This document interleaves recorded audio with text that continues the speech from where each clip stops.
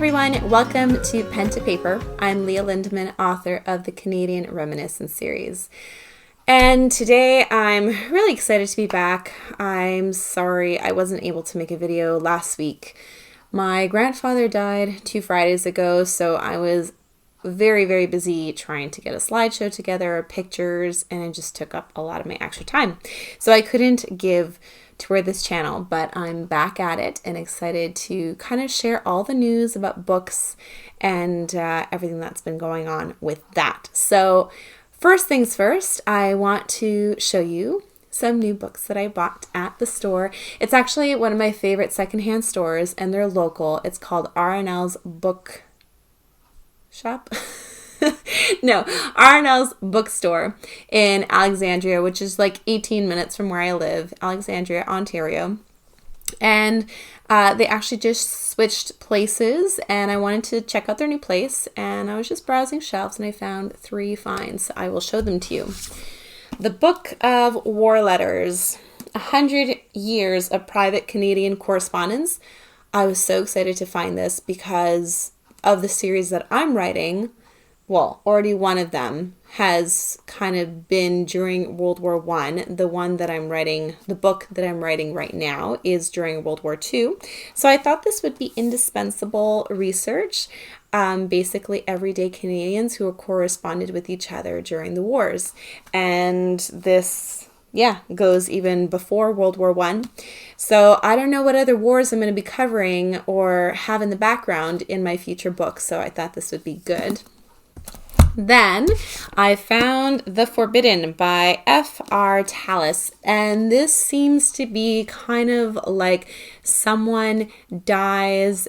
It seems like he's a scientist, and it's a psychiatric gothic novel. So I love anything gothic and psychiatric that is intriguing to me.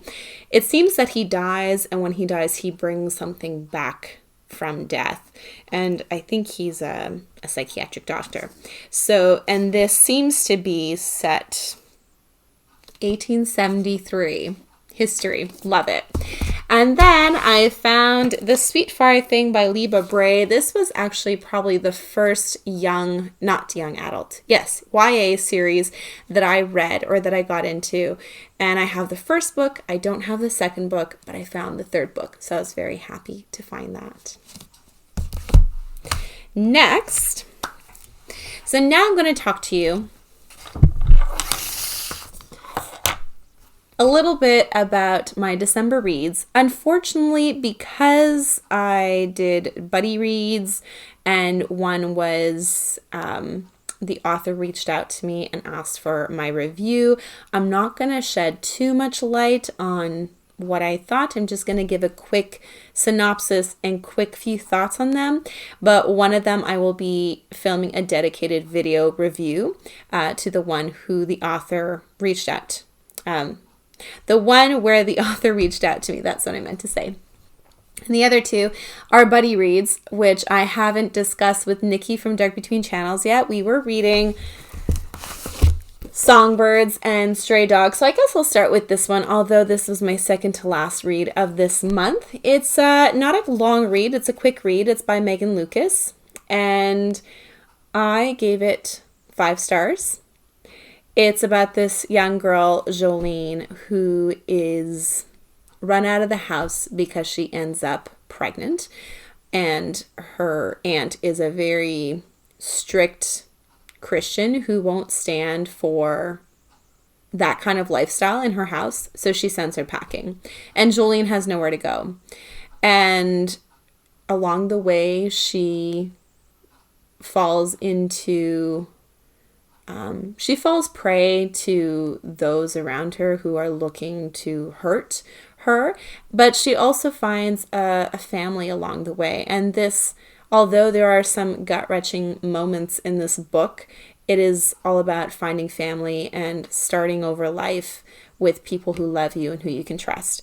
So I'm going to just quickly say I loved it. It was an amazing read. Actually, sorry, I said 5 stars. I'm going to give it 4.5 stars, and the only half point that I'm taking off is because I felt the ending was just a tad bit rushed, but I mean, I could give it 5 stars too. I'm just gonna give it because it was such a great novel and it was very real. I'm not going to say anything more than that because I'm supposed to be talking to Nikki about this, but she hasn't finished it yet when I'm writing, like from when I'm doing this video. So, and then I did a buddy read with Jay from The World According to Jay on Betty by Tiffany McDaniel. I think we're going to have some really interesting discussions on this, and we are going to go live, so either on his channel or Instagram. I'm not sure what we're planning yet, but as soon as I know, I'll let you know. So it is about a girl who is, her father's Cherokee and her mother isn't. She's white, and she grows up having to kind of straddle this divide between white and not looking white, and her sisters they look white like her mother, and just all the heartache that she goes through during her childhood and how she copes with it, and you know, the relationships between her mother and her father. But it is a coming of age story, told in very heart-wrenching moments as well. So it's got some great nuggets. The pacing was slow at times, and that's all I'm going to say. But it is definitely, if you don't mind slow parts and you enjoy deep nuggets of life comprehension, then this is a good book to read. I'm going to give it 4 stars. I had my first DNF, and I'm very sorry to say this because for me it's so difficult to DNF a book, but it had to be done.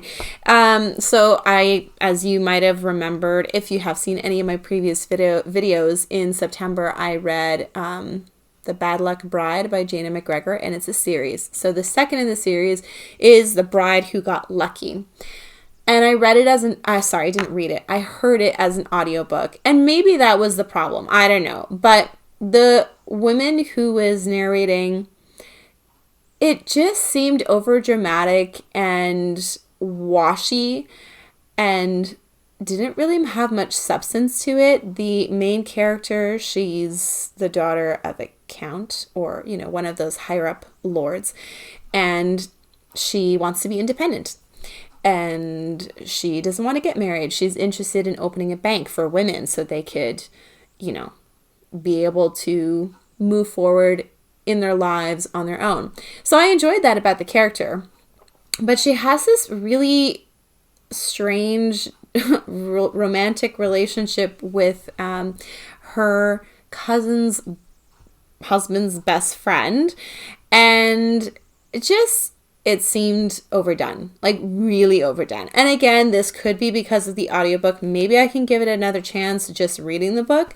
But for example, she's trying to get books, right? She's interested in these books and she goes to the bookshops on her own, and then he's always stopping her. And then she's making this big fuss of like, oh, I need to go to the bookshop and here he is to stop me. What do I do? I'm going to flirt with him, but at the same time, I abhor him. It was ridiculous. So I just couldn't take it anymore. I am not, maybe it's because I'm a very strange woman. I do not get riled up that way. It's just very weird. So yeah, that was my DNF this month. Okay, so the 3 of the books I read this month. The first book I read this month was Inheriting Her Ghost by S.H. Cooper, which is actually leftover from Jay's list that he gave me in October to read, which is my spooky reads month, and he chose all of them, and I just couldn't read it in time because it didn't come in time quickly from Amazon. But then I received it. Oh, it was so good. I give it 5 stars. Loved it so much. It's set in Victorian times, bonus there already. Haunted house, bonus there already. Strong female heroine, bonus. It was so spooky, But so well done. It wasn't a very long book. The pacing was at a nice clip, and there was always something happening. Even in the quieter moments, there was something happening, moving the plot forward. I was scared. It was really good. So if you like history, but you want to kind of delve into the horror a little bit, full recommendation right there. Inheriting Her Ghosts is so, so good. And so, yeah, I should probably tell you what it's about. So oh goodness, I can't remember the main character. I better go get this too. I should go get this. I'll be back. Okay. Oh goodness, I couldn't find it. My Bible fell. Oh, it's too bad. It's a great cover. I'll just have to edit it and stick it in. But, so it's about this woman. Her mother and father has died. She has their house in the city. But then her great aunt dies, and she has this big manor in the middle of nowhere. And so she decides to kind of take a chance, have a new way of life, and she goes to her aunt's manor, and she realizes that she is not alone, that there is this entity that is out to get her, and it's actually really quite violent at times, really scary. So she's on a quest to figure out how to get rid of it, reclaim her home back. So entertaining. Really great read. Okay. The next one, or not the next one, one of the books I read this month was Kolkata Noir by Tom Vater. So that is the book that I'm going to be doing a separate video for specifically. But I'm going to just tell you a little quick synopsis here. I gave it 4 stars. It's basically 3 little novellas mashed together into one big novel. Not huge. It's still a small novel, but almost like 3 short stories, but 3 novellas put together in one. And it's about, there's 3 different cases that this woman, Madhurima, from India is solving. But she has this help, she has help from the Britisher. His name is, I can't remember. Oh shoot. And it's on my phone. And I'm using my phone to film this, so I can't look at it. But she has, I believe it's Tom Jones. I could be totally wrong though. And he helps her with all 3 cases. And it just kind of spans from 1998 to 2039. And I really did enjoy, just quickly, the culture references, how brilliant and alive the setting was. And it really kind of pays homage to this relationship between these 2 people from 2 different worlds, and how their love for each other kind of overspans time and is stronger than their circumstances. And that's all I'm going to say about it here. And then the last book that I read, guys, I've never read and jam-packed a book so much. I started it Monday morning and I had to finish it this morning. So this is Tuesday. And it was 340 pages. And I read like there was no tomorrow. It's called The Vanishing Half by Britt Bennett. I can't show it to you here because I had to actually bring it back today. But it's about 2 sisters, twin sisters, Desiree and Stella, and the mystery of why they left their hometown. And they're black, except they don't look black. They can easily pass off as white. And so one of them actually decides to do that, Stella. And Desiree decides to, she marries a black man. Turns out he's actually quite violent and abusive, and she leaves him and she goes back home to find her mother and remakes her life there with her daughter, Jude. Meanwhile, Stella enters this relationship with her boss, Blake, and has her daughter, Kennedy. And it just kind of chronicles the sisters' lives and why they decided to take the roads that they took and the consequences of their actions and how it affected them emotionally and psychologically. And you see that actually their daughters intertwine in the future, and how they meet and how do they manage the idea of what their mothers have done in the past and whether they believe or not, and how it forms their identity.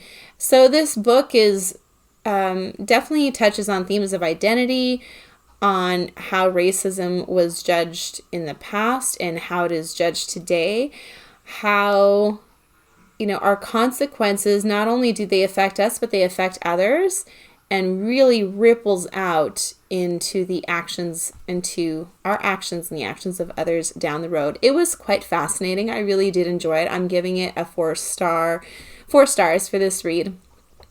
I did find that the first part dealt a lot with the sisters, so Desiree and Stella, but the second part, as it moved away from them and more toward their daughters, Kennedy and Jude, it seemed a lot more fragmented because it kind of placed you in a time period and then it took you out, and then it placed you in a time period and took you out. So it spanned more time, whereas the front half didn't span as much time and seemed to be a little bit more, took more care or detail into how the sisters' choices affected their lives. But overall, it was a really great work, thought-provoking. There were a lot of fragments in the book that really made me stop and think about certain things. And that's what, I believe, my opinion is, a great book should do, is that maybe you don't agree with everything a book says, or you don't enjoy every single aspect of a book, but if a book makes you stop and think because of how the author is portraying certain themes and the characters and plot, then in my opinion, it's a great book. And I did find this also in Betty and Songbirds and Stray Dogs. So those 3 were definitely the strongest reads of this month. Actually, I have to say all the books were like that. So this was a really great month to read, for sure. Now I'm going to quickly show you my December reads. I'm actually following the Northern and Southern Hemisphere Games Readathon put on by a book friend named Mel. So I'm going to put her announcement video in the description box, and just a bunch of the prompts are maybe like show your favorite Christmas snack or do a vlog on what Christmas means to you. So those are prompts that I can easily follow. I cannot hit all the prompts though, because I've already chosen my TBR. It's full. I can't add any more. But here are some of the reads. So the first one that I'm going to be tackling tonight is The Silver Man by Tali Vivares, I think. And it's actually a local author to my area, so I wanted to get her book and support her, read it, review it for her. So what this actually does fulfill one of the prompts, which is in the Christmas, if you're in the Southern Hemisphere, you want something cool, so find a cover that has something light on it. Well, black background, light chest piece, there you go, fulfills the prompts. Then I have The Dark Days Pact. So I've already read The Dark Days Club back in April, and I want to finish the trilogy so badly by the end of this year. So I am actually going to be doing a reading vlog for this series for the first time. So I'm excited to show you my journey through this. I've already read this one. I'm going to be rereading it, The Dark Days Pact. And then I will finally finish the trilogy because I haven't read this one yet. It is The Dark Days Deceit. So that's kind of another reason why I'm doing the reading vlog, is to just kind of recapture my thoughts with the second one and see how I enjoy how the trilogy ends. It is one of my favorite trilogies of all time. So a mix of fantasy and history. Then I am so excited to read M.A. Carrick's The Mask of Mirrors, because I've heard so much about this from Leslie over at the Nerdy Narrative, and I am in love with her recommendations. I trust her completely with recommendations. I can't wait to read this. It is a big whopper, like almost 700 pages, but I'm so excited. I guess for December, I want this to be like a TBR of magic, or yeah, magical times and magical reads, comfort reads. Actually, comfort prompts. This is going to be fulfilling, not this one. Haven't read this. This one, I've already read it. It's going to be my comfort read. And something dark on the page. Well, this is mostly dark, so I'm going to say this fulfills one of the prompts. I will put up the prompts there too. And then last but not least, this was actually supposed to be in my November TBR, The Women in the Walls by Amy Lukovics. I did not get to it. There are just other books that kept coming up and pushed it out of the way. So I'm getting to it in December, but it's a short read, so it's great. And one other read that I don't have here right now with me, but I am excited to read, it is with my local book club. It is called From the Ashes, My Story of Being Métis, Homeless, and Finding My Way by Jessie Thistle. And I'm very intrigued to read this because I actually have Métis blood. I have that in me. I believe I am an 8th right now. And I don't know too much about the Métis.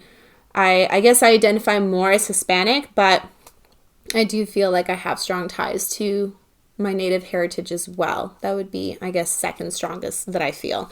So I'm excited to read that and see how that is. But it is a memoir, and it was chosen as Canada Reads 2020, I believe. And one last little thing that I'm going to leave with you guys before I end this video is that I've got some really cool things planned for December. So December is Christmas, yes, but I'm not going to focus too much on that. I am actually going to focus on, I want to bring to the limelight the Halifax explosion of 1917. This is my channel. I've got some great ideas. Yes, you will be seeing a lot in my book. Of course, I'm an author. I would love people to buy my book. And if you want to read this book during this month, this would be the perfect time. It is a drama, historical fiction, and it is about a woman who loses her husband to the Halifax explosion and her ordeal of finding a new chance in life and what are the consequences of those chances and actions that she makes, and what is it like to rebuild a life after such a devastating catastrophe. So that is my book, Redeemed from the Ashes. I will be highlighting it, and I will also be highlighting just the Halifax explosion in general and that really important piece of Canadian history that I think all Canadians need to know about. It is a moment in history that is full of loss and devastation, but also great moments of courage and a coming togetherness from people. So those are my plans for December, so stay tuned and watch out for that. Thank you so much for joining me. If you are new, thank you. If you come back and you are a subscriber, I really appreciate all your support. So go ahead and like this video if you liked it and subscribe. That will definitely help me out. And what was your favorite read of November, and what are maybe you most looking forward to reading in December?